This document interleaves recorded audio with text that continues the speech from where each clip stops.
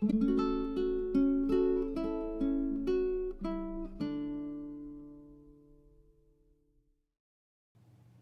everyone, my name is Nithya and you are at my Flosstube channel, Daybreak Stitchery. This is a channel all about cross stitch and a little bit of crochet today too. And it's been about 3 months since I've checked in with you, so that means we've got a lot to talk about today. I have tons and tons to show you. This is not a whip parade, but it's going to be parade-like in nature. There's lots to talk about. I've started a whole bunch. I've picked out my plans for 2025, so I have those set aside as well. And I have some finishes to show you too.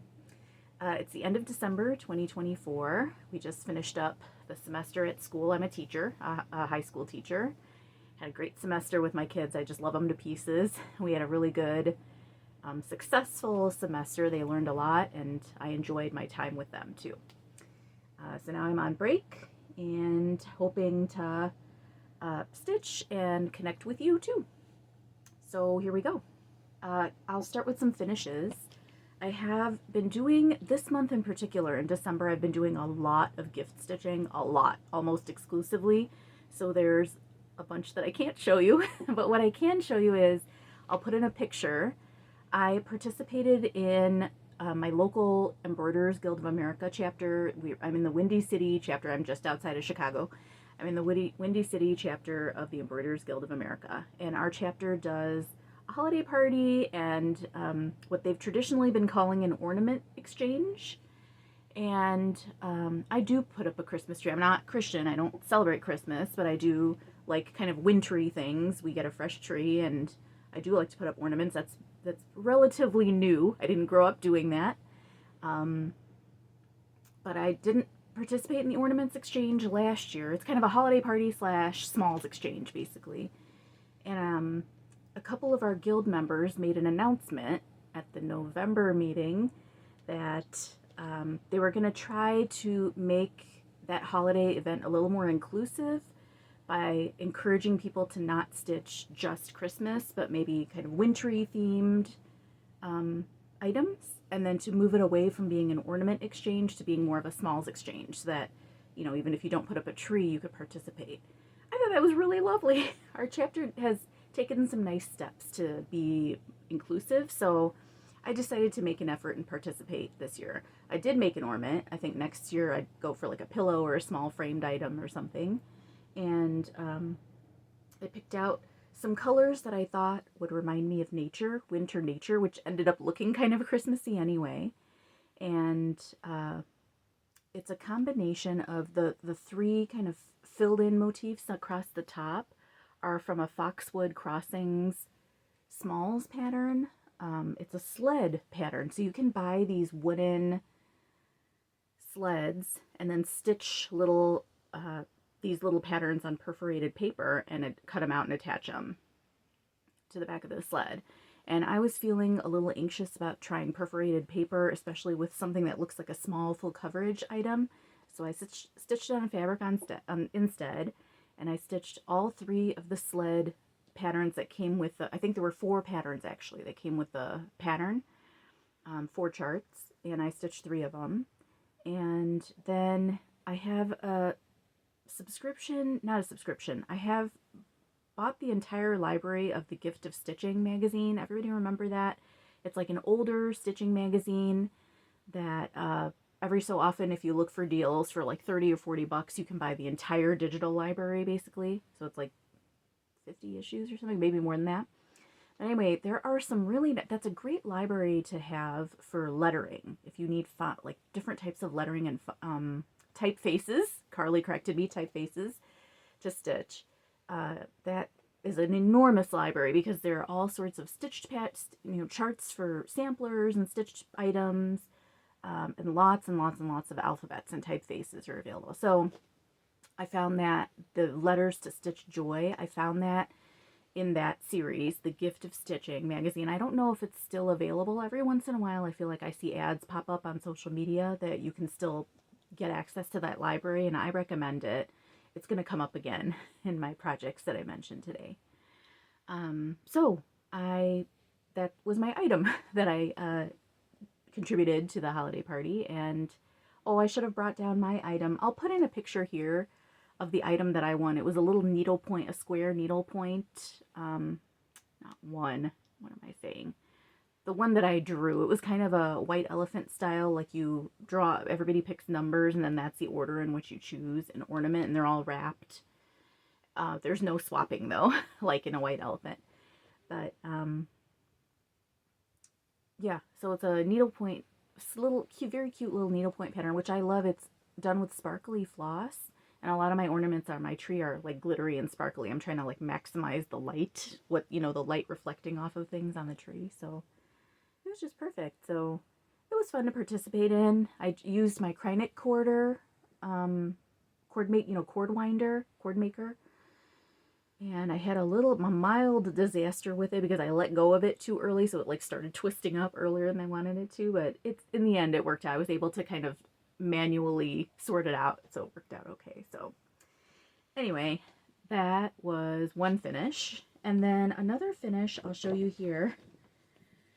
This is going to have some strong language on it, okay, which you're not used to seeing from me. I personally don't use strong language, but Steve and his family do. They're very good. Steve and his mom are both really good storytellers, and strong language is just part of their storytelling, and I love it. And I'm used to it now because I'm with someone who uses strong language. But I just have for years now thought I want to include some strong language on some maybe traditional samplers. I like the contrast of kind of these pretty patterns with something stronger on it, and also it just sort of reflects. It's something on the wall that reflects my partner Steve too. There's a little bit of him in that. So here's a tiny sampler that I did.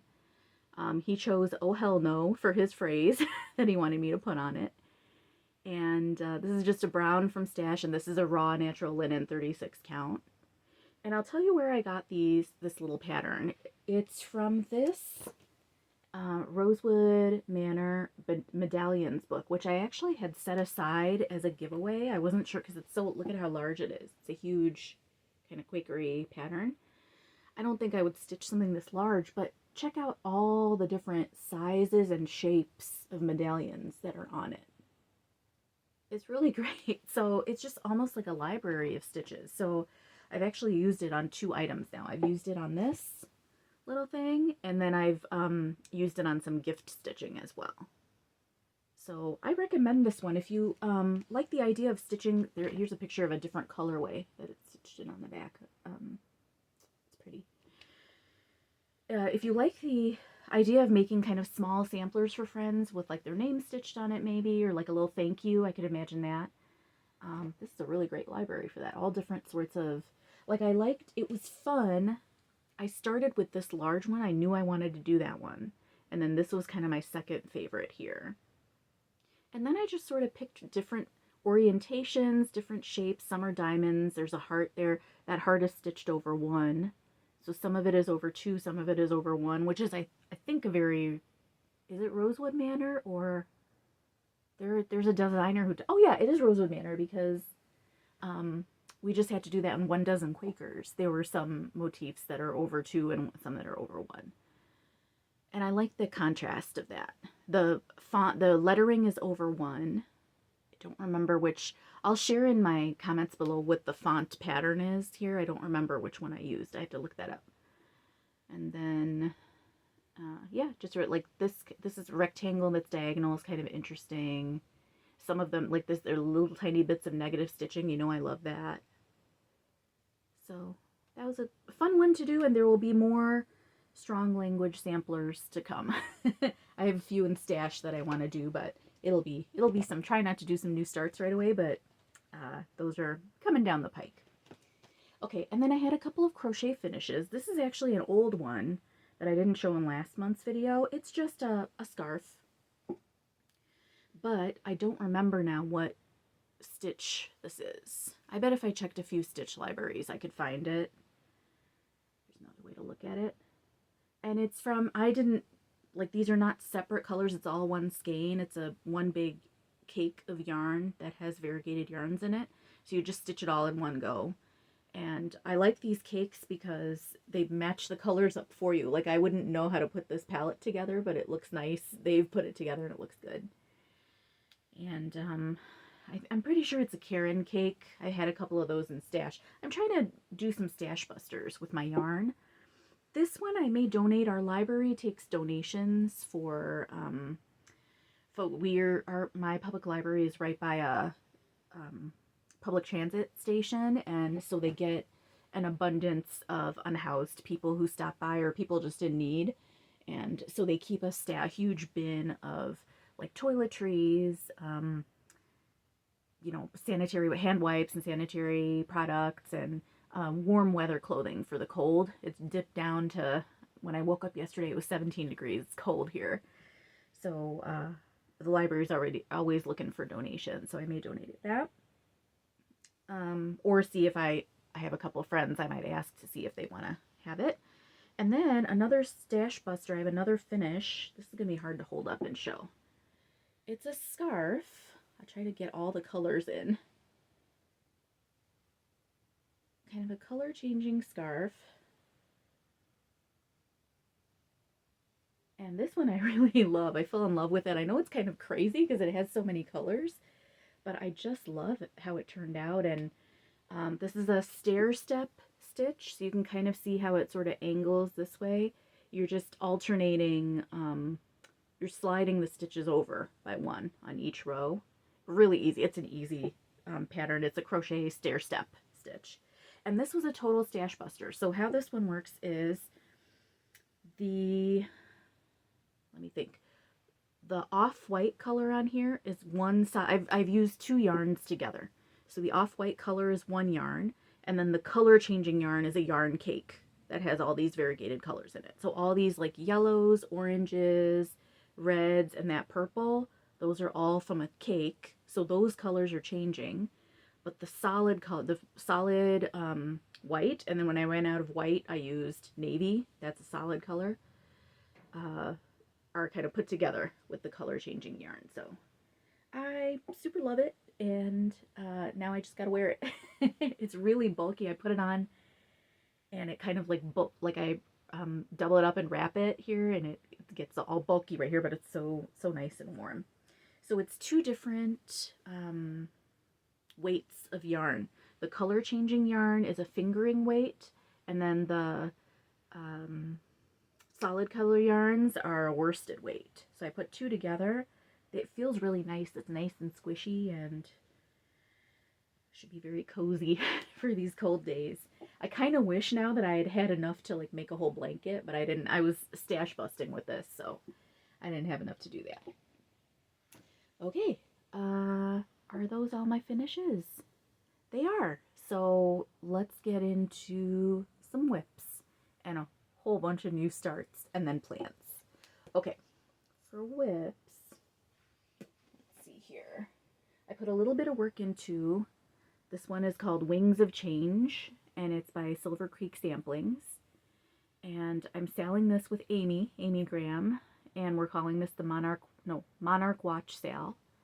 And I was able to stitch on one of these at maybe the October Guild meeting, I think. I like to take this to the Guild meetings because our Guild meetings are in a public library in a community room, and the lighting is horrible. And I don't have a good, like, my lamp that I use is not a great lamp for like public stitching. I could, like, there are a lot of people who get upset if like even a little bit of light is in their eye line, which I get, I get that. So I don't take a lamp with me. So something like this, these leaves, I filled in like 2 or 3 of these leaves during a Guild meeting. Relatively easy to do. You don't have to count too much or look too closely to the fabric. It's easy to do, but it's coming along. I think I might have done a little bit more of the lettering too. I'm almost done with that. And I did some frogging too because I did the colors incorrectly on the flower. I'm picking my own colors for the flower to match the swamp milkweed that I have in my garden. And wherever I put the light color should actually be the dark, and vice versa. So I pulled a bunch out, and I'm going to redo that. So working on that, and that's really easy to stitch on. It's Floss from Stash, and then this is Mystic Fabrics. It's an 18 count Ada. And the colorway is something like Reflection. I think it's Reflection is the color. It's nice. It's kind of a cloud. I picked it because it looks like a sort of a slightly cloudy day. It looks like a sky color. So, okay, so got a little bit of working on that. And then I picked up Closely Kept from Shaded Stitchery. I picked up some of the new releases from this fall. So one is Closely Kept 3, which I haven't started this one yet. Closely Kept 4, I did start. I'll show you in a second what I did. And then that's a part of a series. There are 4 of them out now. The 4th one is the latest one. And then also the Array, which is also by Shaded Stitchery. And that's a really great one with all kinds of textures and patterns in there. So here's what I'm doing with those. Okay, so I am stitching all of that on one piece. So a little bit of yellow thread there. Okay, so this is Closely Kept 2, I think right here. This is Closely Kept 1. I had already stitched the 2 of them. I spaced them out a little bit. Closely Kept 4 is coming in right here. So the leaves, let me show you what it is again. So it's this pattern that has these leaves here and flowers, and then more leaves. It's kind of a boxy leaf and flower pattern. That's coming in right here. You can see it here. But I've left this space open because what I'm going to do is in those open spaces between the Closely Kept, I'm going to stitch in some of the patterns from the Array. So remember that was this one that had all the textures. So I'm taking some of those repeated, like this stripy one here, I'm putting in right to fill in this whole space here. And I'm kind of hugging I'm changing the profile of that, you know, on the pattern, the chart for the Array, they're all arranged in boxes, but I'm going to hug the lines created by the Closely Kept series. Do that. So I'm excited about that. I think it looks great. This is on 18 count Barnwood by Picture This Plus. It was a gift fabric from Miriam of Marumi Designs way back when. And then this piece reminds me a lot of Miriam because this is also Sulky Dark Chestnut is the colorway. I don't remember the number for it, but the name of the color is Dark Chestnut. And I know it's one of Miriam's favorite colors too. And so, yep, that's got that going. And I like the, it was going to be a bit of an experiment to try to mesh the Closely Kept series and the Array, and I'm glad it's working out. Looks pretty good. Okay. Is that all the whips? I had mostly, oh no, I have mostly new starts. I have an embarrassing number of new starts. I did last time too. I start things all the time. I love experimenting with fabric and floss, and I have a stash, so I just end up getting ideas and trying them out, and some of them stick and some of them don't, and that's just how it goes. But I do have one more whip to show you. I'm going to mention something else. Oh, related to this one, I just wanted to mention the writer Jamaica Kincaid. She's from Antigua, and I get to see her. Steve and I got to see her as part of our Chicago Humanities Festival. We get to hear writers and thinkers for a huge festival. They have speakers come and speak and talk about all kinds of stuff, and she's really interesting. I don't think I've ever read anything by Jamaica Kincaid. She writes a lot about mother-daughter relationships, and she also writes a lot about post-colonial, like Caribbean and the Antilles. So she's very engaging and compelling. The talk was really good, and I have a quote from her from that talk. Listen to this. She writes about gardening. She's a big gardener too, and she has 2 books out about gardening. And this is the quote she said: "A plant is never a monstrosity. A human being is." How about that? I made it a point to mention it during this one, and I forgot. But yeah, Jamaica Kincaid, and I'll put in the notes below if you don't know anything about her. I have a couple of websites where you can read about her, and she has an interview about her latest gardening book too. She wrote a gardening book for kids, like an encyclopedia of gardening for kids. So, okay, so I was watching Melanie and Michael, who are Uplift Stitches. I really love their Flosstube. They just seem like the nicest people, and I also get some really good game ideas from them because half of their channel they talk about they're big board game players, so they talk about that. So one of the 2 of them, I can't remember if it was Melanie or Michael, picked up a piece of fabric from Atomic Ranch called Pumpkin King, and they held it up, and it's a great, just look at it, it's a great color. And when they held it up, it's like, oh, I thought, oh, I have that too.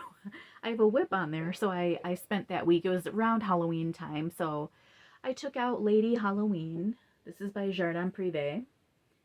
And I did quite a bit of work on it, actually. Let me hold it up first and give you a little bit of a closer look.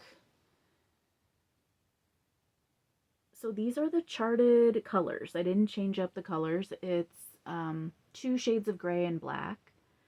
And I worked in, let me see if I can hold it up, like basically all this side in here. The pattern in her dress, and then all these like kind of flowery motifs here. These bubbles coming up from what's going to be a cauldron. That whole bit I worked on this time. I really like it. It's just a lot of stitching, and it takes a little while to get through it. I really enjoy it, and I love how it looks on this. This fabric is filming great. This is very accurate to how this looks. So it's 36 count Pumpkin King is the name of the fabric. It's by Atomic Ranch. And these grays look great on it, don't they? I almost want to do something else with this fabric and those grays on it. They show up really nicely. So that was fun. So thanks Melanie and Michael for that little, I got that little nudge from seeing their fabric, wanting to do this a little bit. Okay. Okay. New starts, there are a lot of them. I've started all kinds of things. It's been 3 months and I've just been starting everything. So let's just get right into it. First up, Modern Folk Embroidery. Jacob put out a pattern called the Good Traveler. Hold on, let me see. You all know it. What's it called? The Traveler? The Good Traveler, I think, or the Green Traveler. Anyway, it's based on 2 things. I think there's a quote on it that is based on something from Lord of the Rings, maybe? And then the actual images on it are based on these architectural decorative features, normally called green men. They're men, but Jacob created a woman, figure of a woman instead. And I thought this would be a great chance to, because, you know, I was looking at pictures of green men, the architectural features, and they kind of blend into the buildings. They're built out of the same cement or stone or whatever it is that buildings are built out of. So I kind of like that concept of kind of hidden, like being soaked up by the building and being hidden right into it. I thought this would be a good chance to do some color on color stitching. So this is Lichen by Picture This Plus. It's a 38 count. It's a 38 count. And I'm using a Cosmo floss that I actually hadn't stashed. This was left over from the last time I think I showed you the small from the Modern Folk Embroidery 2025 SAL. There's a small pattern that came with it. I stitched that small and I had a variety of green flosses that I used in it. So this was one of those. So this is left over from that. And I just thought, let me just try to see what it looks like to stitch color on color. Do you kind of see her face there? Right here. I've done her face and then some of the kind of decorative details all around. It is super easy to stitch. I know a lot of people kind of shy away from doing color on color because I think it's just a question of choosing the right fabric for it. I don't normally stitch on 28 count. And if I do, I don't normally use 2 strands, but on this it works. And it's really, really easy to see when I'm stitching it. There's absolutely no visibility problem at all. So I'm loving how it looks, and I will keep that going. This is no longer an experiment, it's now a whip. Isn't that kind of, it's sort of eerie, right? Isn't that kind of spooky almost? But it kind of looks like she's washing, like kind of washed back into the surface almost. So that's been good fun to work on. I'm enjoying that. Okay, next is, Steve and I just finished, so I watch a lot of television. Steve and I watch a lot of TV. He watches a lot of movies too, but for me it's mostly TV. And one of my all-time favorite shows, like top 5 favorite shows, is Northern Exposure. It's a fictional show from the 90s about a doctor from New York who ends up, working in a small town in Alaska, fictional small town in Alaska. And I'm a huge fan. I haven't rewatched it in a long while, but we just finished. And like many shows that are older, many parts of it hold up beautifully. It's a really beautiful show about community and connections, and some of it doesn't hold up well. And I've been to where they filmed it. Roslyn, Washington is the town back when I was working in Washington. I got a chance to visit it. So I love it, and I was telling Steve about it. It almost feels, this is gonna sound a little strange, but it almost feels like a grown-up Sesame Street for me. Like, I grew up on Sesame Street. It's in the news now because there's, HBO just took Sesame Street off their channel. It's not being streamed. And I grew up on that show, and I think that show, like, seeded in me the idea of community, the idea of, like, talking to people, getting to know your neighbors, listening, learning from each other, being very diverse. It planted, like, such a wonderful feeling of community for me. And I kind of feel like Northern Exposure is like a grown-up version of that. There's, like, very beautiful conversations between characters. They're there for each other. They connect with one another despite background and age, experiences, mindsets. The only difference is that it's not a kid's show, it's a grown-up show, so you see kind of the harshness of adult reality sometimes too, I think. It's much more real. But anyway, so we were watching it this time through, and one of the characters, Leonard, is counseling one of the other characters, Ed.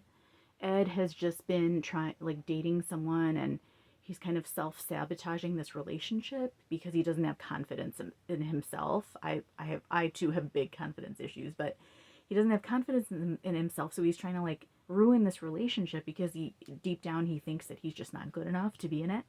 And so his mentor, Leonard, is counseling him, and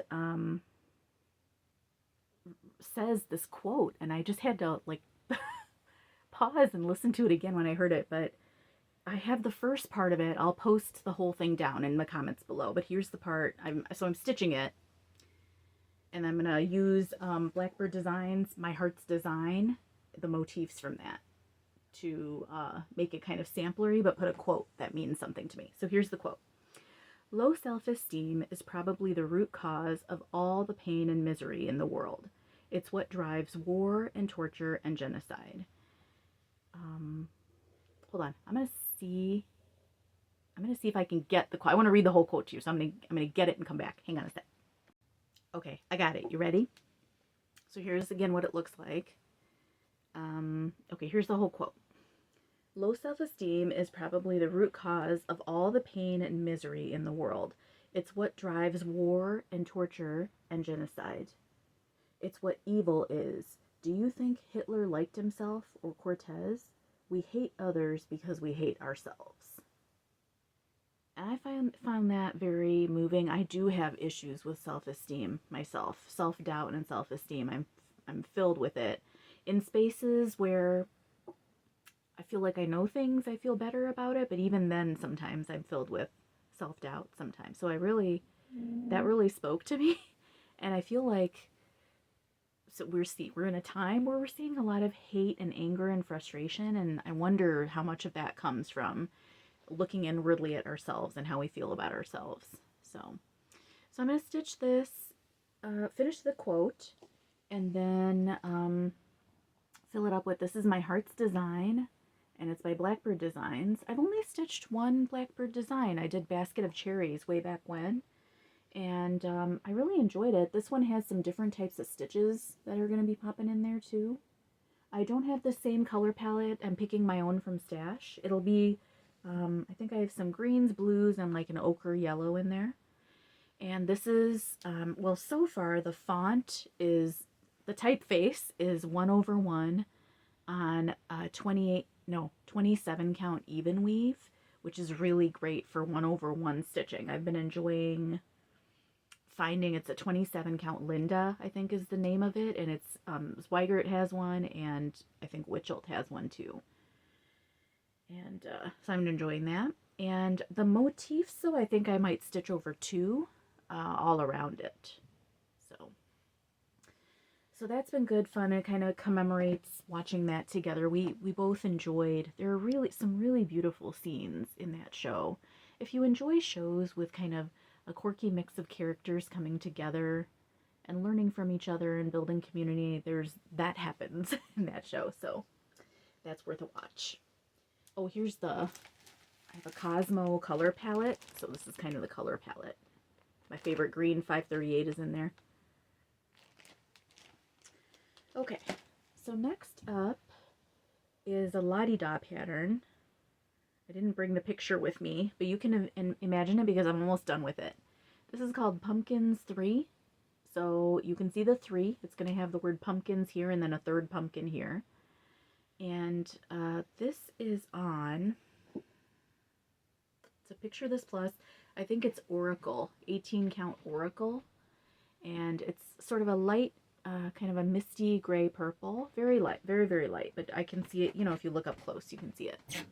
And I'm using a Petite Treasure Babe Silk Lame, kind of an olive green, dark olive green color. So I should have probably finished that, but I'm not close yet to finishing that one. You can hear Steve walking around. Okay, next up, okay, this is kind of an interesting one. So I'll show you what it looks like first. This is on just a charcoal, 36 count charcoal linen. It's a floss from Stash. And what I've done with this is, I don't know if you follow Pacific Knits Company on Instagram. They're a knitting, they do yarn and knitting patterns. And they have these card decks. Autumn, they call them doodle decks. So this is the autumn doodle card deck. It's basically think of like a book of patterns, but in cards instead. You're basically buying a book. So I bought a couple knitting books in card fashion. I got the basic doodle deck, has a bunch of patterns. It's supposed to be for knitting, but knitting charts make great cross stitch patterns too. I liked this, the autumn one has very nice motifs that you can basically turn into borders. And then I also picked up, not knowing what it was, I picked up the Rhinebeck doodle deck just because it has like sweaters and apples. It has some other kind of fall looking themes. Then I didn't realize what Rhinebeck was. It was one of those things where like you've never heard of it, but then after you've heard of it, you hear it all over the place. It's a wool festival in New York. And I feel like now even I know Carly attended, and people who I watch on Flosstube actually attended it now. So it's kind of like I hear it all the time now, but I didn't know what it was before. So anyway, so I just thought originally my plan for this was to use some of Jasmine Knitting Nurse yarns, K&N Yarns, the flosses from Stitch for Pride 2024 from this year's sale. I had gotten the called for flosses, but then I went with my own palette when I stitched the pattern. And so I was looking for ways to use those flosses, and I thought, oh, this might be kind of cool actually, because look at this color changing in their flosses. It's really beautiful. But then I just kind of panicked. With single skeins of thread, I just don't know how much I'm going to need. I can't get a handle on how much one skein will go. Do you know what I mean? So then I sort of panicked if I need to do a border all the way across. I didn't know if I'd have enough. So this is kind of my test stitch for it. I think it's beautiful. And if I could order more, I would have gone ahead with this. But since it's just a single skein, I switched to a monochromatic palette. So I've started a few of the different borders in, and I'll just keep that going a little bit. I'll pick some of the other patterns. That sweater is really nice. I may throw that in. That's been fun to work on. It's really easy. This charcoal linen is really easy to see. I feel like it's black linen and like navy blue linen are hard for me to see, but this charcoal is just different. It's also a 32 count, so it's a little bit bigger than what I normally use, which is 36 count. So I'm using 2 strands. And it looks great. It looks just the way I like it. You can see all the kind of negative stuff that's not stitched in there, and it's perfectly fine. So 32 count charcoal is a good dark fabric to try out. Okay, next up, I was mentioning the Gift of Stitching magazine earlier. It's that digital library of patterns, and that I recommend. It's a great deal. It's a little bit sampler heavy, which I don't really stitch on that much unless I'm doing a quote or something like that. But there are at least 2 ink circles patterns. There's a Carolyn Manning in there.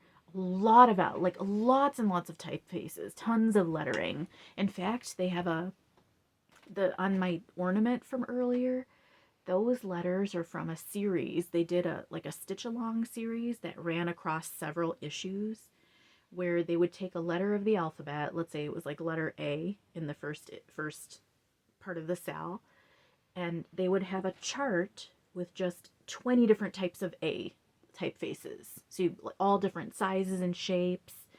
And so it's a great kind of library of typefaces there. And that's where I actually got those letters from that ornament. But anyway, so I decided to start one of the ink circles patterns from there.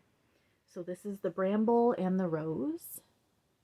And it's sort of an kind of branches entwined with some flowers in between. So this is the halfway point, and this is the far corner. So imagine this whole thing happening on this side as well. That side as well. There you go. That'll help you picture it a little bit better. This is 1/1 on a 28 count even weave. It's great stitching. It's so easy to stitch on. 1/1 on 28 count. This is with a floss from Stash, a dark teal floss from Stash.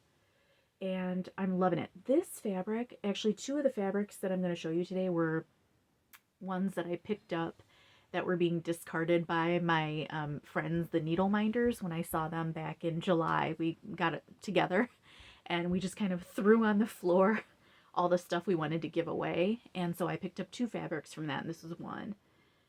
And I've been wanting to try 1/1 on it, and it's fantastic. Feels great. It looks so pretty and lacy, the stitching on it.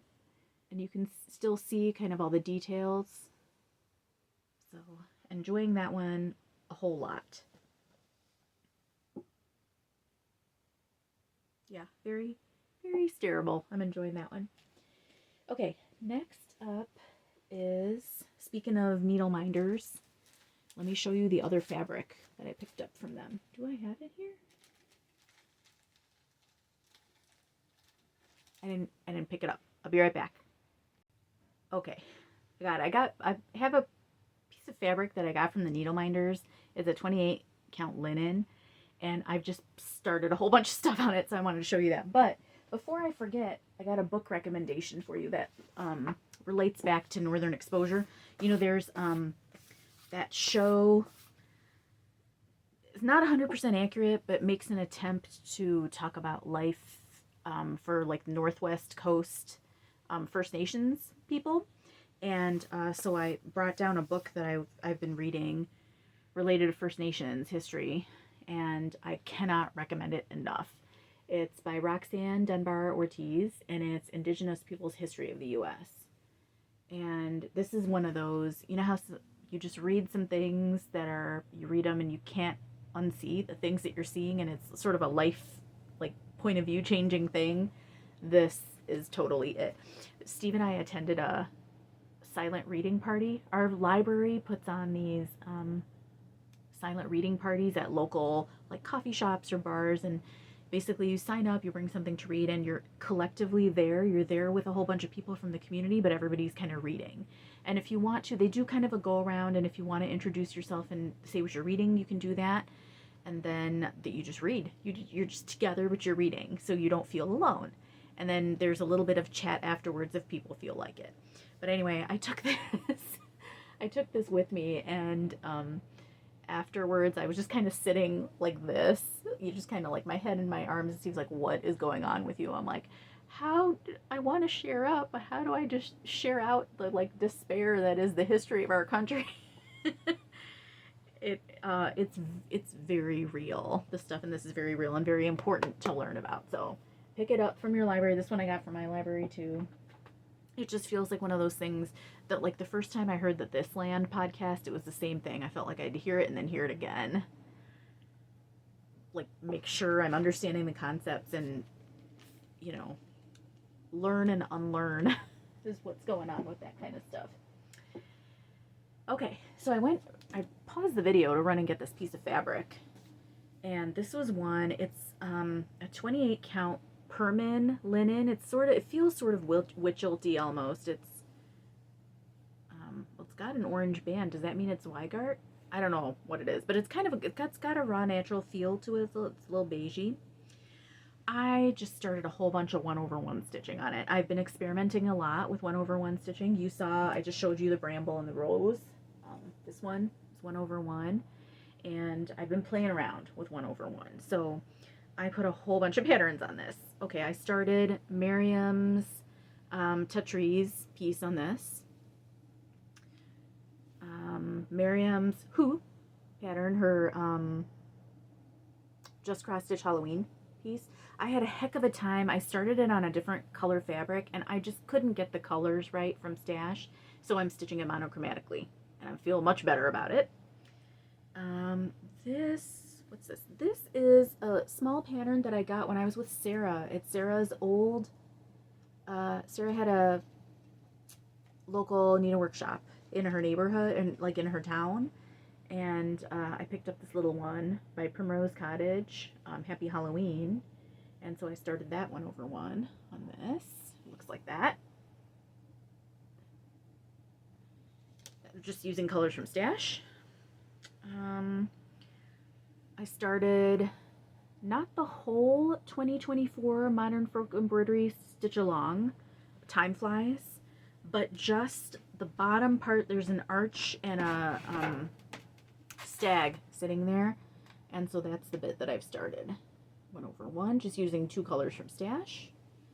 And then what's left on it?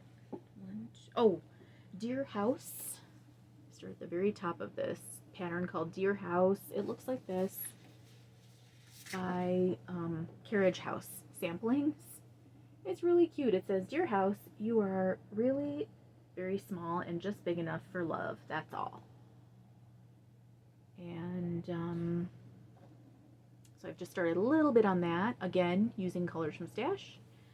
And then the very last one is also a TV related one. So my partner and I, Steve and I, just finished, well, not just, it's been a couple months now, finished watching Schitt's Creek, which is the Canadian show about a family that, a wealthy family that has to kind of live in a small town. They learn a lot about themselves. And there's a quote in there. There's so many quotes in there that are so funny. You're going to know a lot of them because I know Amity, Boomerang Stitches, made a huge kind of sampler with all these quotes from Schitt's Creek. I have one that speaks to me that's not on Amity's sampler, but there's so many. Amity couldn't possibly put all the quotes on there. But the one that just cracked me up and is so true for Steve is there's a scene where Moira is talking with Johnny, and Johnny has been just like working out in the yard at the motel, and he comes back in and he's having chest pain, and Moira says something like, "How was I to know you were in peril? You keep everything inside like a bashful clam." And it just cracks me up. It's so silly, but it's so true, because Steve is the same way. He's so easygoing and happy. He's very happy-go-lucky kind of guy, you know, like always doing a little dance and humming, and but every once in a while it'll be like when we're out walking in the woods or out walking in the prairie.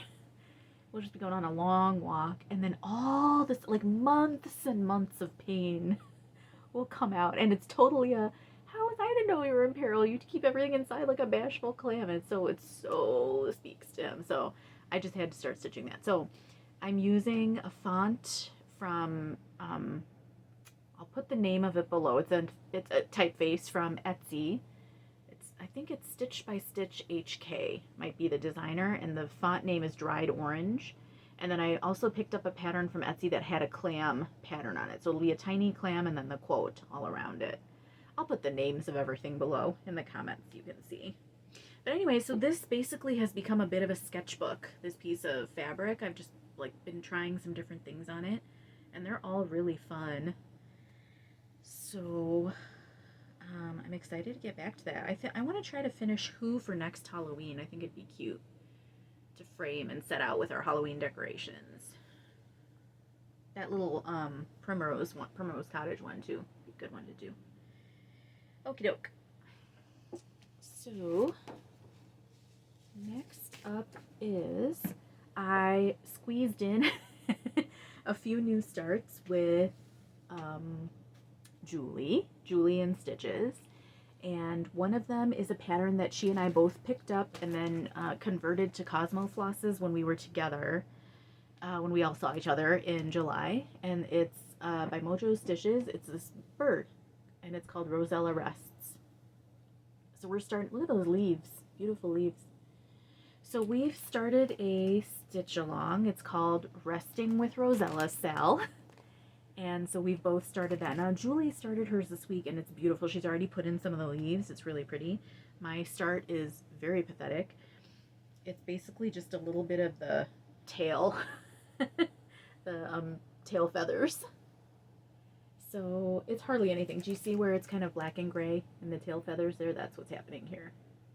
And this is on again, a 27 count even weave. So I'm stitching it 1/1. So it will be small. Which is great. I'm excited to see how that looks. Okie doke. We are also stitching along one more pattern.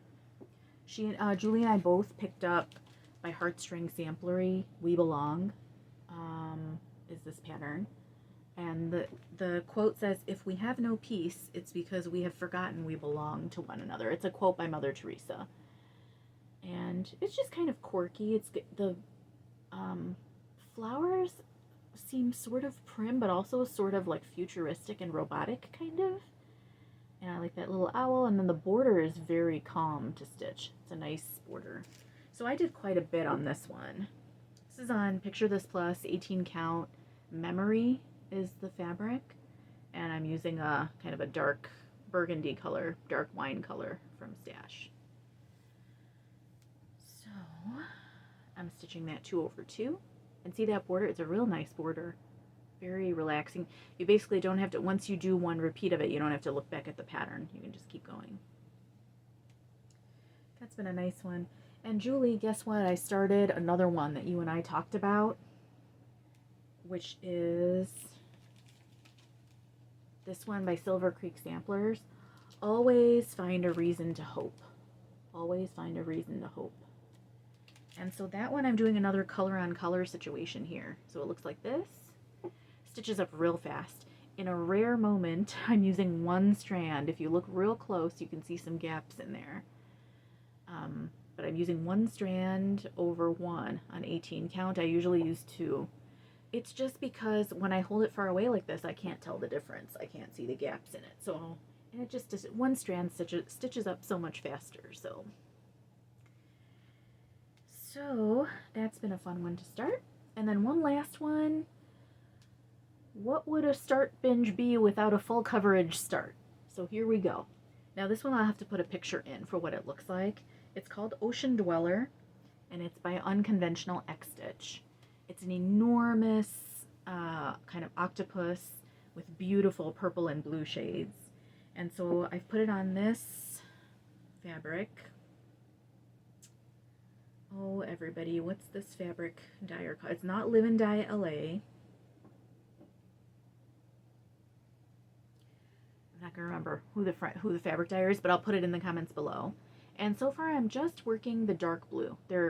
In the pattern, the entire kind of outline of everything is dark blue, so that's what I started with. And it already kind of looks like an ink pen sketch, doesn't it? I really like how that looks. So I'm super excited about this. It looks black, but it's dark blue, that color. And I have a lot of the colors for it in Stash, which is nice. So I'm going to do as much as I can with those Stash colors before moving on. could it be that that's all my patterns? I think it is. So I've started a whole bunch. I have new starts actually that I haven't even shown you because last month I wanted my video to be short, so I cut out even some of those. So you have stuff that you haven't even seen before yet. But that takes us to plans. So I want to finish some things in 2025. I've reached a point of my new starts where it feels impulsive. It feels like I'm tapping into some over consumerism. And I want to cut that back and try to finish some of these beautiful, like I'm even just going through today's projects. There's so many that I love. I want to see if I can finish some of these projects that I love. So I'm working with Alicia, who is Resist Stitch, another beautiful human being and wonderful friend. And she also starts a lot of projects. And so we both decided we're going to start a SAL together for 2025. And it's called, oh, Alicia, what's it called? It's the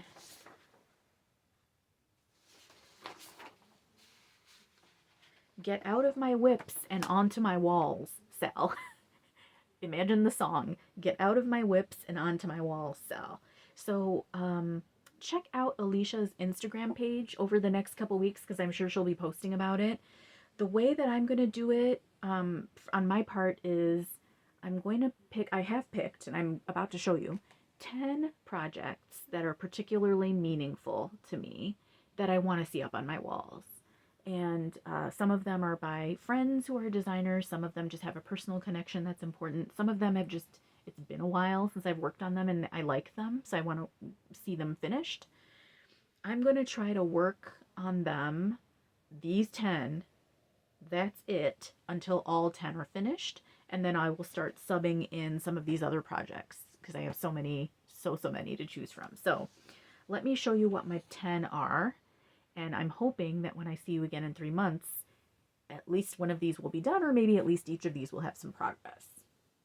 Okay, so first up is one of my oldest whips. This is actually the thumbnail from my second Flosstube video back in 2020.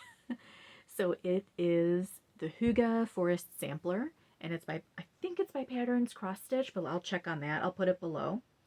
And it's this kind of Scandinavian pattern.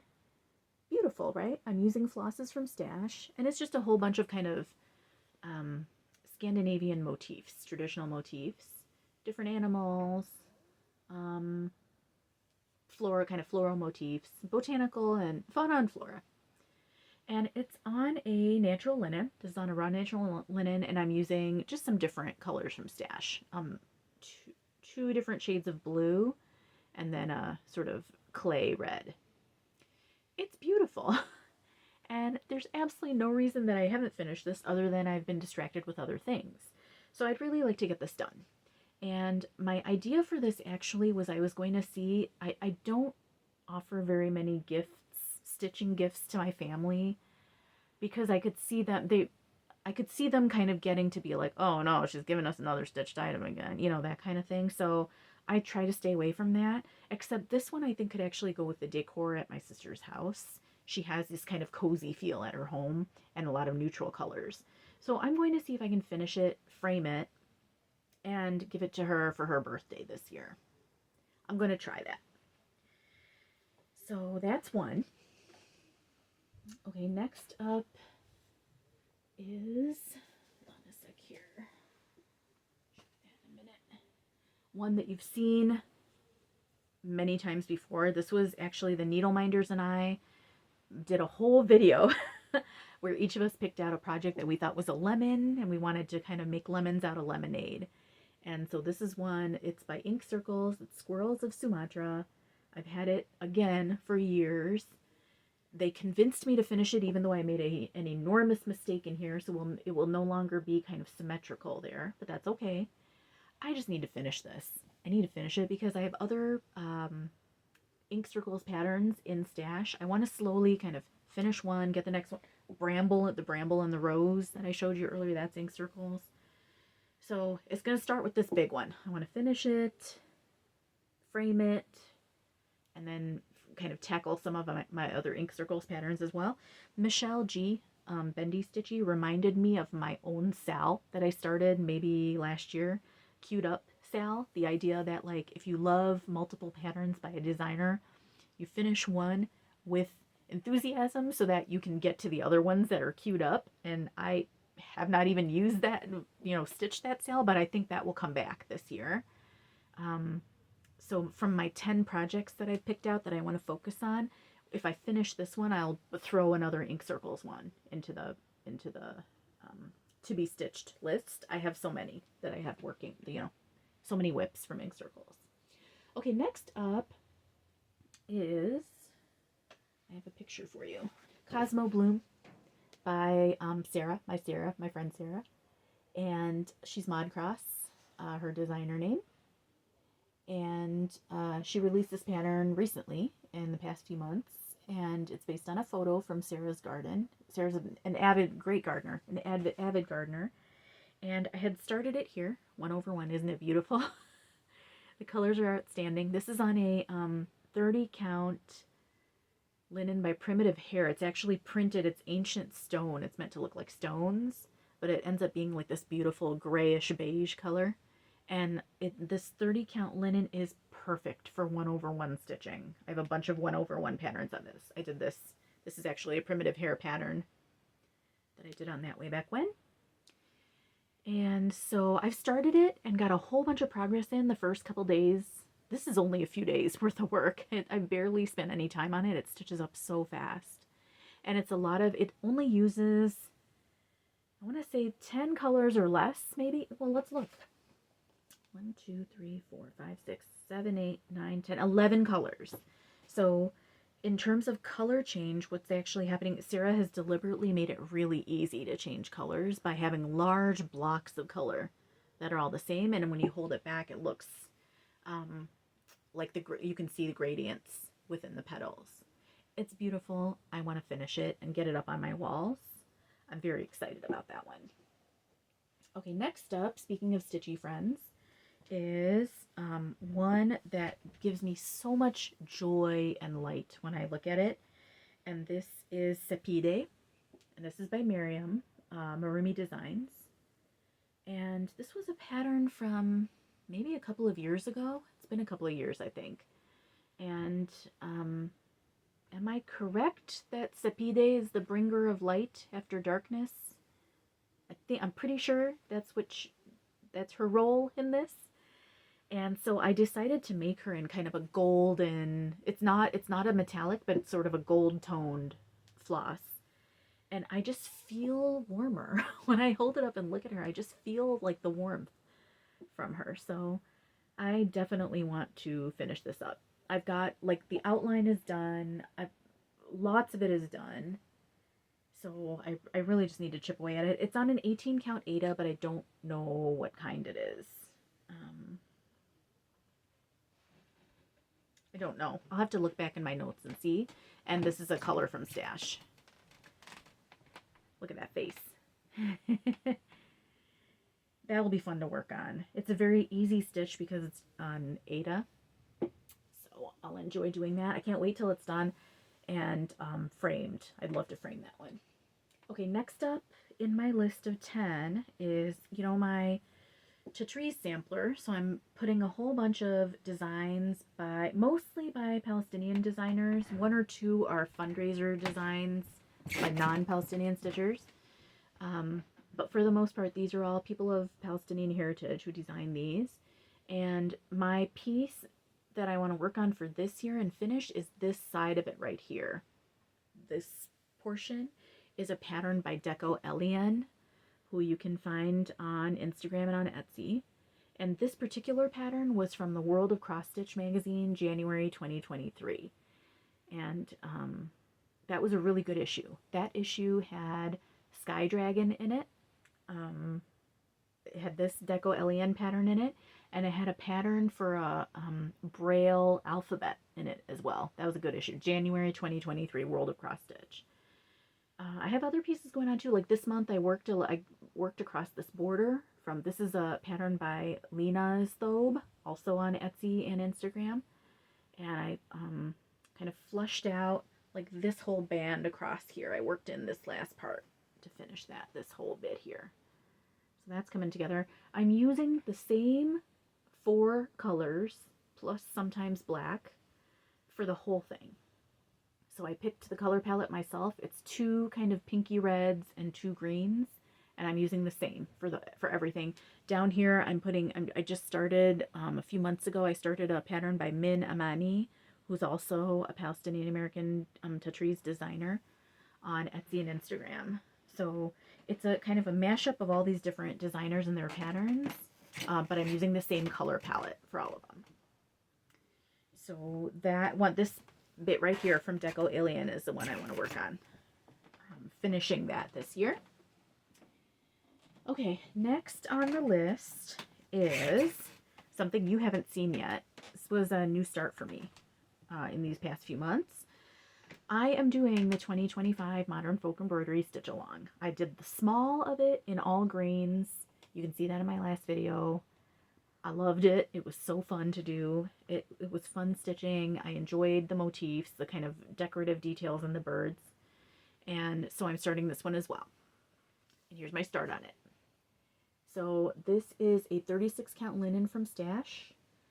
There are 2 pinks in here that are silks for you from Stash. So one is a sort of mauve, kind of more muted pink. One is this brighter, much brighter pink. And both are silks for you from Stash. Way back, like my first year of Flosstube, I placed an order with Silks for You. And they had a deal, I don't know if they still have it now, where you buy 4 skeins and get the 5th free. There are skeins from that order that I still haven't used yet. And hence stitching from Stash. And then this is a Cosmo green. It could be 674. There's another really great, I love 538 in Cosmo, and I have a second one that I really love. I think it's that one. 674 is the color.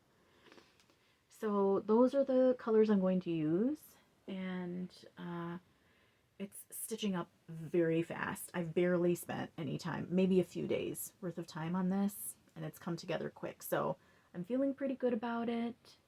I think this is one I think I can try to keep up with. It's a quicker pattern than some of the older modern, like Fruits of Plenty is still kicking around. That's one of my whips, and that will just take me oodles of time to do. It will just be around for a long while. This has less stitching than that one. Okay, next up is probably my all-time favorite stitch along that I've ever done. It's Dee's 2024, his 2024 Stitch for Pride stitch along. And it's because the theme this year was artists from the LGBTQIA2+ community. It's been a fantastic adventure, this one. I've learned so much. I knew some of the names and learned even more about them. I learned new names now to look out for. Steve and I are totally people, like, when we don't travel much now, but when we used to travel, like, we would make a beeline for any art museum. We can spend a whole day at an art museum and just soak it all in. We love it. So I had been stitching these pattern, it was a monthly installment that came out, and for the first few months I stitched everything separately, with it, each one with its own color palette. In fact, my lemon piece off on the side, I have my Kainde Wiley. This was one of the Stitch for Pride motifs. So like the pattern was just one, but I stitched it. I just kept stitching these multiple times. I just love the I think this has been an outstanding stitch along. The patterns are beautiful. The learning has been awesome. It's just been really good. So I ended up doing the whole piece, like starting the whole piece. So this is Mountain Air fabric. It's a 36 count. Excuse me one sec. The Mountain Air fabric from Stash, 36 count. I think it's called Fall Prelude. So it just sort of has these different tones in it. Kind of fall, orangey and yellow tones. And purples. And then I'm using blue from Stash. And if you look real close, I'm also going to stitch in their names in a pink from Stash. And I'm loving it. It is so fun to stitch. I just kind of start different motif, go in a different direction each time, stitch a little bit each time. So this I will definitely finish in 2024. I can't wait to put this up. I love it. It feels like a museum piece. It does. There's a little bit of Keith Haring. I started there. Edward Gorey, Yishai Garbez, Lahuahuakea. I'm not going to remember. I'm not going to remember everybody's names down here. Some of the more recent ones I have to still do the learning bits on. But enjoying it. And Stitch for Pride 2025, I'm signed up. I didn't get any of the called for items because I knew I was going to change colors anyway and do it my own way. But I'm not going to start it right away. I feel like if this initiative of Alicia and mine, if this is going to work for me, I have to stick to items from my whips. I can't squeeze in anything new. So even though I have designer friends who I know will create new items that I'll want to stitch, and you know, these stitch alongs will come along, I just feel like I have to be a little bit strict about it. If I let one new start in, I think it's gonna just let me start everything. So Stitch for Pride 2025 will be my treat for when I finish all of this. Okay, and then I think, oh no, I didn't pull, one of the ones that's in my list of 10 to finish is Dado Portraits from Paris. It's the shaded stitchery piece. I'm about a third of the way through on that one. I'll see if I can grab a picture of it. I'll put it here, but otherwise you might just have to wait to see it till my next update. That's on the list to finish. And then, of course, the last one is EJ from Sunshine Stitchers started the Put a Bird on It SAL. And I'm well into it because I started it earlier than December. It officially started on December 15th. I wanted to play around. This was when I started playing around with the 27 count even weave to see if I liked one strand on it, and I love it. Look at that. You can see all the details really well. When I kitted this up in the fall, I was, you know, inspired by fall colors, especially the leaves in my backyard. I have a magnolia tree, and the leaves from that tree that's where we do a lot of our birding in the backyard, watching birds. And the magnolia leaves have brown and yellow in them. So I was kind of inspired by that fall color. And I threw in a little bit of some reds too. I picked a whole bunch of just random flosses from Stash. They're all in a bag. I'm just going to pick one for each motif. And then there's a large motif that comes in right here. The largest motif is going to be the one that's multicolor. Other than that, each medallion will be its own color. The birds will all be in reds, and then that one big medallion will be in multicolor, a little bit of all the other colors. So I'm enjoying it a lot, and it works up very fast. I did join the Zoom on it. There was you could do a daytime or an evening Zoom to start with it, and I had one of those experiences. If you are like me and a little awkward and very shy when it comes to like social gatherings, especially large social gatherings, I love EJ from Sunshine Stitchers and Shelia too. They're like a pop of joy for I look forward to their videos every Sunday. And that gathering just tapped into some of my old very shy feelings. Like there were like 30 or more people on there. I didn't know a lot of people.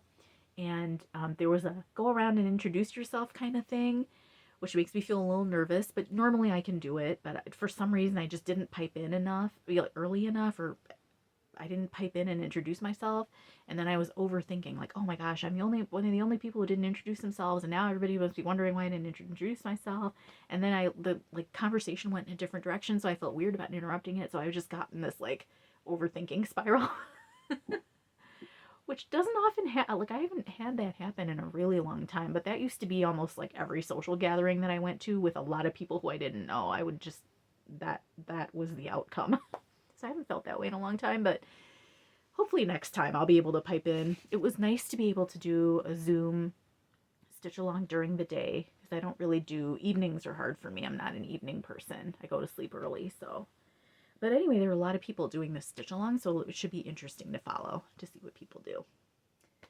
And I think we're there. We're at the end of this thing, so wish me luck. I'm going to see you in a few months. I'm really, really hoping to have progress done on these. I don't know if there's a pattern. Oh no, I'm missing one. Let me give you one more. the 10th one is by You and I and Friends. And it's corn. It's called Corn, and it's an old one. It has a picture as the front cover, and it's a corn cob and corn kernels. And I'm stitching it on this beautiful fabric by Jessie Mislaid Pages. You know, they do some incredible fabrics. And so you can see the top kernels coming in. And this one's going to be a tribute to First Nations people from here, from the Midwest.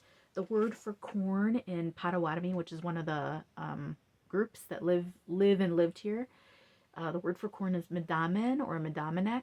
So I'm going to stitch that, the word for that, in with this corn cob.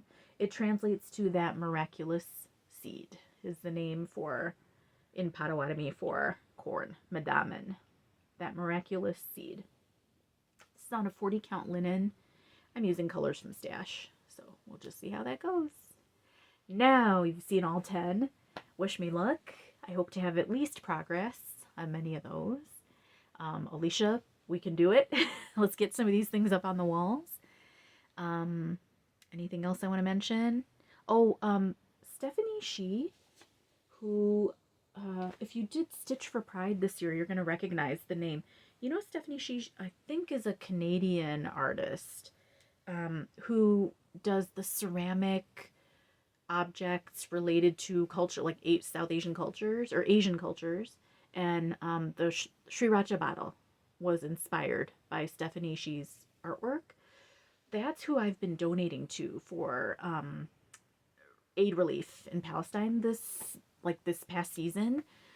She's working with a journalist there who's coordinating meal deliveries. So they've fed they've been able to provide like thousands of meals with donations. So that's who I would recommend. I started following her after this Stitch for Pride, and she's doing a lot of aid work, collecting and fundraising for aid there. So that's why I'd recommend. And now I think that's everything. Thanks for tuning in. Hope it's been a nice visit. And if you're spending time with people over these next few weeks, enjoy it. If you feel like it's going to be a rough time for you, please feel free to chat with me. Find me on Instagram or leave me a comment. And I don't know if I'll be able to pop on a Zoom. I'll be around a lot of people the next few weeks, but I'll try. Or at least we can have some back and forth chat if you feel like you need a human connection these next few weeks here. Okay, have a good day. I'll talk to you soon, I hope. Bye. Hey everyone, I'm back. I have totally forgotten to shout out some really important people and say some thank yous. And also I have another book recommendation too. So if you're ready for a tiny bit more, here we go. Okay, first of all, I received some stitchy kindness from Ana. Everybody knows Ana, Peruvian Flair. She sent me a kind of a little care package for my 4th year Flosstube anniversary, which was so nice. And it was the best possible type of gift because a lot of it was thrifted and I totally loved it. She sent me 2 linen napkins, peach color napkins that are equal to, I did some test stitches and they're about like a 36 to 37 count. Gorgeous for stitching on. Thank you, Ana. It's like the best possible gift. A book. And then also she sent me a couple of her own stitched items related to gardening. So these are a couple of Mill Hills, it looks like, on perforated paper. So cute. Look at this little kind of star added on. And then these little guys. This little gardening glove with a star and oh, my whole, it probably goes down this way, doesn't it? It's an ornament. Both were ornaments. So cute, right? So thanks, Ana. I appreciate that so much. And those are going to go out. I'm going to arrange them. Oh, maybe I'll hang them up right here.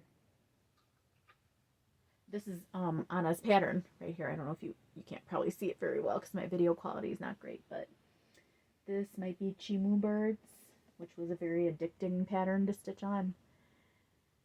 A lot of Ana's patterns are based on pre-Columbian pattern motifs from pre-Columbian textiles. And so there are a lot of repetitive patterns and very relaxing to stitch on.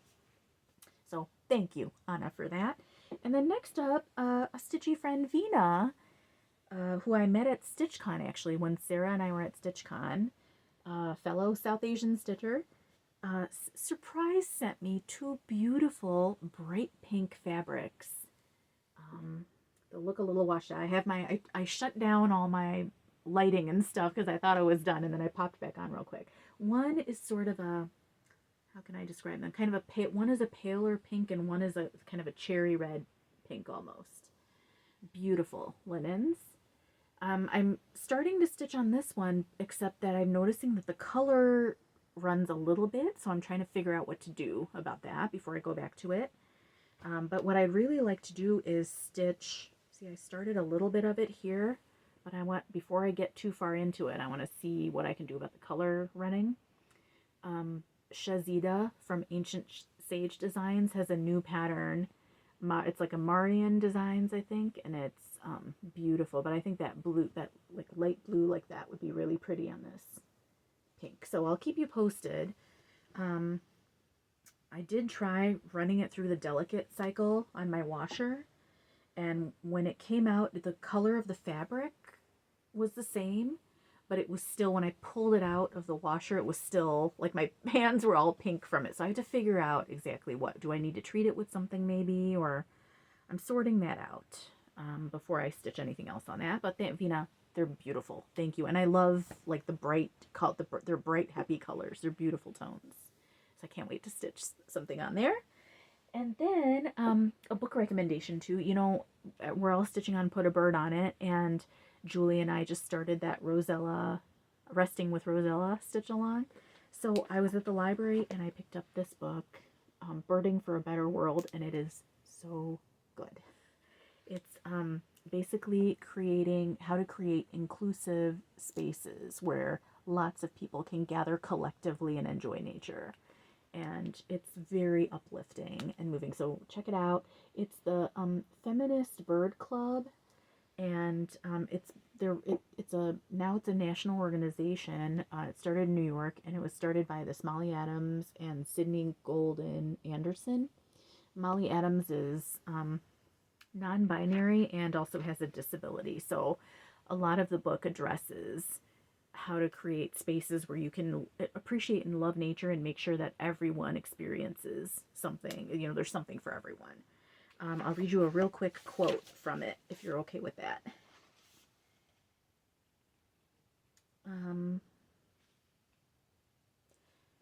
We'll leave us with a hopeful comment, okay? There's hope in knowing that as many of us tug upon our work in the world, it inevitably helps unravel the systems that keep all beings from thriving. If you like that and want more, you can check that out. It was a really good find at the library. Really what it is it's like it has journal prompts in it as well. I won't show the prompt, but I'll show you like see, it's got like pages where you can journal if you want to. So there's like a little bit of write-up, a little bit of tips and tricks for how to, you know, if you're out hiking or walking in nature or birding, how can you be inclusive, include others. It's great. I love it. Okay, now I'm really out. Have a good rest of the day. Bye. Okay, genuinely, just 2 more things and then we're done. New Flosstuber alert. Meg, who is Books and the Moon, on Instagram, I think they're X Books and the Moon X. I will link their account below. Just popped onto Flosstube for the first time, so go check out Meg. And totally not related to anything. Well, kind of related to the Green Traveler from earlier. We just watched for the first time the 1975 Lord of the Rings cartoon, and it was fantastic. And if anyone wants to talk about it, let me know. Okay, now, genuinely, I think I'm done. Okay, bye.